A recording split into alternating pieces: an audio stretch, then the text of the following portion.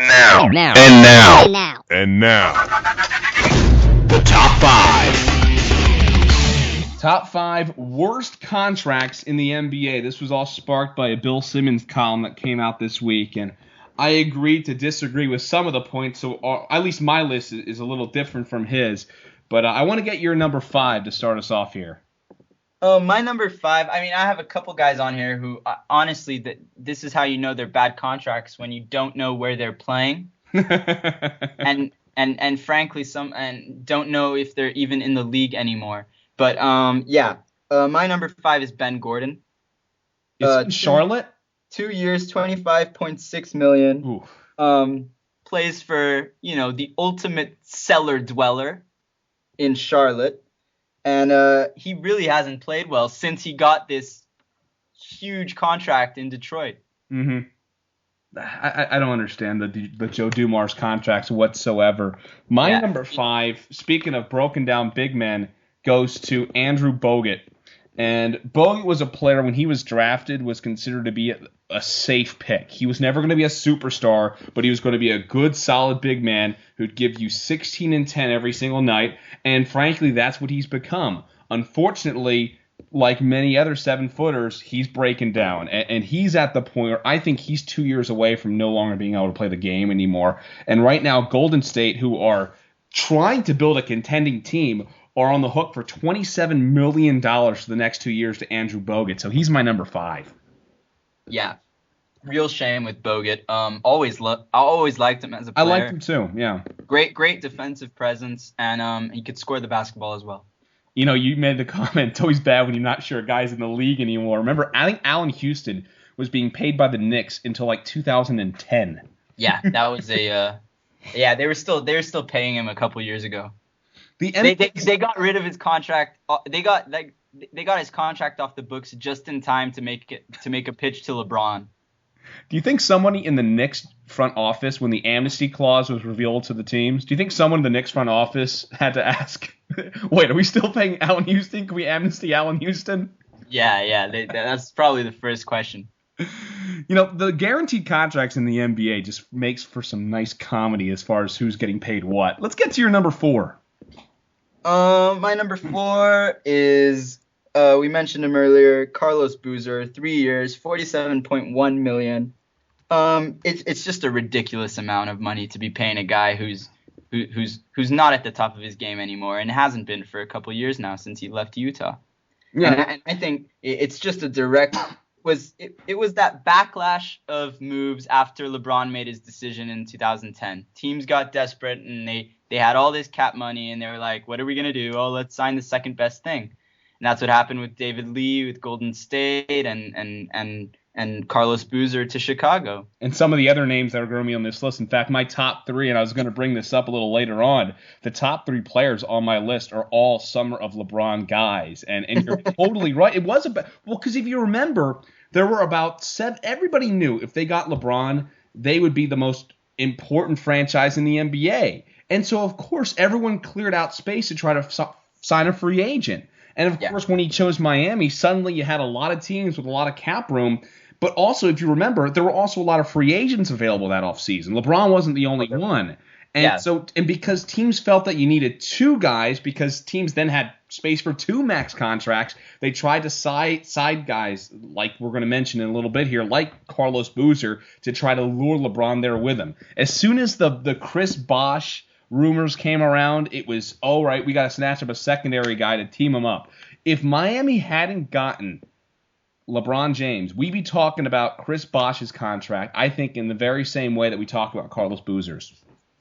Yeah. A quick aside. This is a question I was thinking about the other day. If Miami doesn't get Chris Bosh, do they still win an NBA championship with LeBron and Wade? Multiple NBA championships. I think they're capable of it, but I think the odds are a little down. But I think they're still the best team in the East. I think maybe Oklahoma City, they'll get the best of them. But now I think LeBron is I think right now LeBron has extended his game to another level. But again, I think a lot of that comes from winning a title. So it's a kind of a chicken or the egg argument here, Yeah, I mean, it's just one of those great what ifs. I mean, what if Chris Bosh doesn't sign with the Heat? It's not a big 3, it's just a big 2. But we all know it was a colluded case, though. I mean, they were a package deal. Yeah. My number 4 was Andrea Bargnani. 3 years, $33 million. I've never seen this. I've seen soft big men before. I've never seen 7-footers who can't average 3 rebounds a game. That's unbelievable to me. It is bad. It's shockingly bad. Offensively, he does some pretty good things for you, but for being a number 1 pick as well, it's just completely underwhelming, isn't he? He's shooting 40% from the floor, 31 from deep. He can't even shoot anymore. So what's he giving you? Yeah. So that's why when those Bargnani to the Lakers rumors came around, I was quick to go against them. I had Carlos Boozer as my number 3, and we already talked about him. So let's get to your number 3. My number 3 may surprise you a little bit. Okay. Again, I forgot this guy was in the league, and yeah, he's apparently playing, or maybe not so much playing, for Golden State. Richard Jefferson. You may remember him. How much is he getting paid? $21.2 million for 2 years. 2 years? Yeah, to sit on the bench. There's no way he gets minutes for that team. It's astounding. It really is. He was playing in San Antonio a couple years ago, and then that experiment didn't work out. And then I think did he go to Milwaukee briefly? Then he went to Golden State. He was in Milwaukee first, then San Antonio. Is it the Monte Ellis deal that sent him to Golden State? Something like that?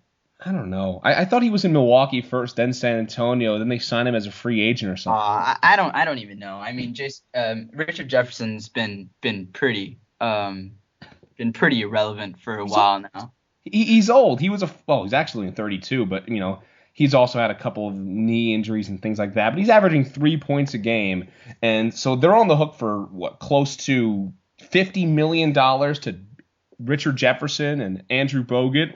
And this is a team that has 3 young players in Curry, Lee, and Thompson, along with Jarrett Jack, Carl Landry, Harrison Barnes. They have a nice nucleus. It's too bad they're going to miss out on some nice pieces they could add because they're totally tied up with these two. But I do think the Andrew Bogut contract may be one they can amnesty. I'm not sure, though. I'm not sure if they've used their Oh, yeah, I think I was reading Simmons' column earlier, and I think they used their amnesty clause on someone like Charlie Bell for like $4 million. Oh, yeah, they did.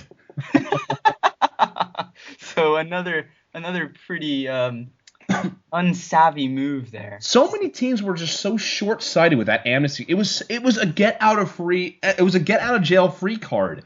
And you never think that a contract you sign to a guy is going to turn out bad. Although I think everyone realizes Joe Johnson, spoiler alert, was going to be a terrible contract when it was signed. But, you got to at least buy yourself some insurance. And they had every team got a nice little piece of insurance with that amnesty clause. And when you waste it on Charlie Bell and Chauncey Billups, you're basically just throwing your insurance out the window. I don't know. Yeah, it definitely is a stupid, short-sighted, narrow-minded move.